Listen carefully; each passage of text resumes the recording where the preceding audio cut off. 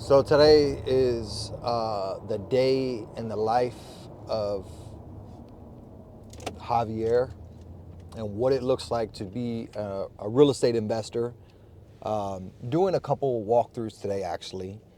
The first property we're going to is in Jacksonville. And I actually bought this property on October 29th, and I have not even walked it not one time. And the reason why I haven't, and you're probably wondering, like, wow, you bought a property sight unseen? No, I didn't actually.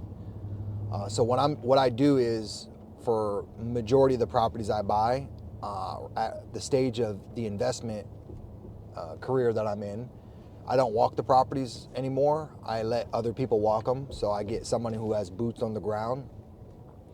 So obviously, as you can see, I'm coming from Orlando, and that's a 2.5 hour drive, essentially. And it doesn't make sense for me to drive all the way over there every single time that I need something done or I need a property walkthrough. I'd rather either get someone on my team or pay someone like $50 to $75 to get my questions answered, right? So I might have someone go over there and take photos and videos of the inside, and part of that standard operating procedure that I give them, I'm going to say, hey, can you take pictures of the AC, all the plumbing, the water heater, and I want labels of everything. That way, if we don't see the date on something, we can look up the serial number to see what the age of something is, right? But I'm sending somebody over there, and that's saving me so much time and energy. So right now, the property that we're going to go to in Jacksonville was actually a property I bought via Subject 2. And if people don't know what Subject 2 is, no worries. I actually did a whole entire video explaining exactly what Subject 2 is. So if you click that link, you'll see the whole explanation, and I deep dived into what Subject 2 is, because I still get a lot of people asking me what Subject 2 is, what creative financing is. No worries, I did a whole video on it, so check that link out. But where we're going to go today is a property I bought via Subject 2, meaning I took over the underlying mortgage on the property. There's hundreds and hundreds of these deals happening every single month, just so you know. And this property, we bought it at like $360,000. It had an underlying VA loan, veteran loan. That stayed in place. We never paid that off. I acquired this property with a 5.8% interest rate, I believe. And I think the remaining outstanding loan balance is like $340,000. Now, I know a lot of you guys are about to say, like, oh, there's no equity in that deal. That's fine. That's okay. Okay? Because these are long-term holds for me, so I'm okay with waiting 7, 10, 15, maybe even keep it in my portfolio forever and pass it along to my family. But when I look at a piece of real estate, I'm not just looking at it for the equity that I'm buying. So, but this particular property, yes, it doesn't have much equity. So the exit strategy when I analyzed this property was PadSplit.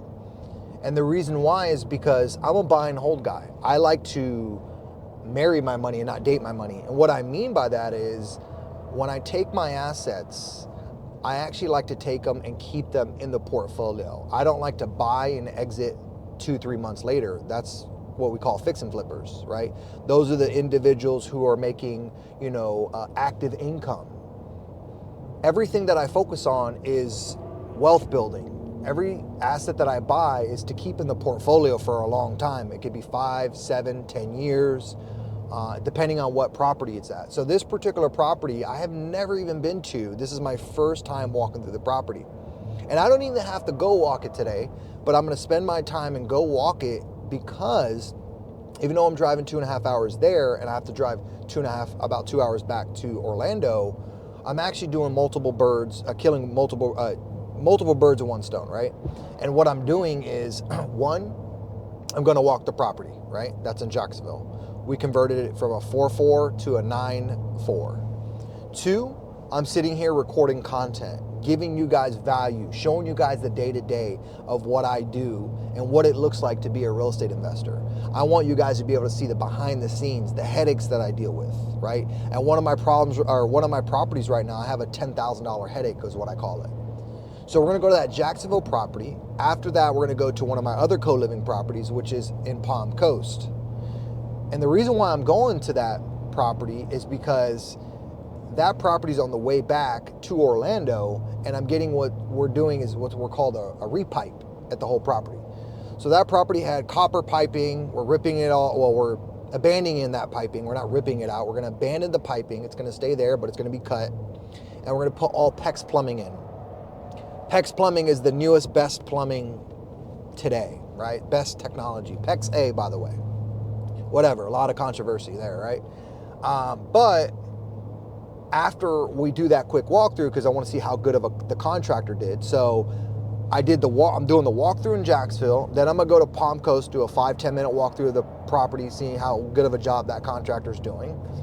And then after that, I'm going to be speaking at a event tonight in Palm Coast.